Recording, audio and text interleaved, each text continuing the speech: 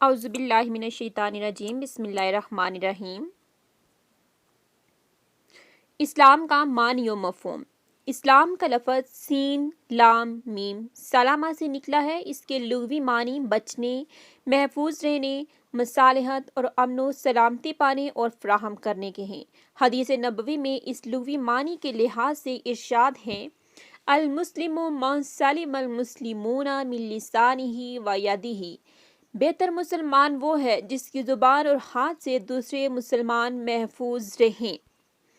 لغت کی روح سے لفظ اسلام 4 معنی پر دلالت کرتا ہے۔ نمبر 1، اسلام کا لغوی معنی خود امن و سکون پانا، دوسرے افراد کو امن و سلامتی دینا اور کسی چیز کی حفاظت کرنا ہے۔ قرآن حکیم میں اللہ تعالیٰ نے فرمایا، جس کا ترجمہ ہے: اللہ اس کے ذریعے ان لوگوں کو جو اس کی رضا کے پیرو ہیں سلامتی کی راہوں کی ہدایت فرماتا ہے۔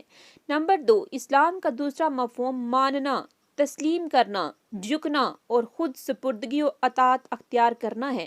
قرآن حکیم میں اللہ تعالیٰ نے ارشاد فرمایا، جس کا ترجمہ ہے: اور جب ان کے رب نے ان سے فرمایا میرے سامنے گردن جھکا دو تو عرض کرنے لگے، میں نے سارے جہانوں کے رب کے سامنے سر تسلیم خم کر دیا۔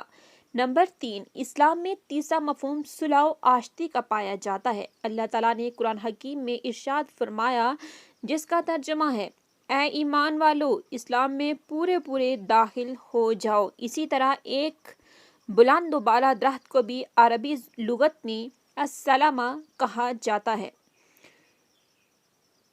معنی کے لحاظ سے لغوی طور پر اسلام سے مراد امن پانا، سر تسلیم خم کرنا، صلح و آشتی اور بلندی کے ہیں۔ امید ہے کہ آج کی ویڈیو آپ کو پسند آئی ہوگی۔ ویڈیو پسند آئی ہے تو اس کو لائک کر دیجئے اور اگر چینل پر پہلی بار ہیں تو چینل کو سبسکرائب کر دیجئے۔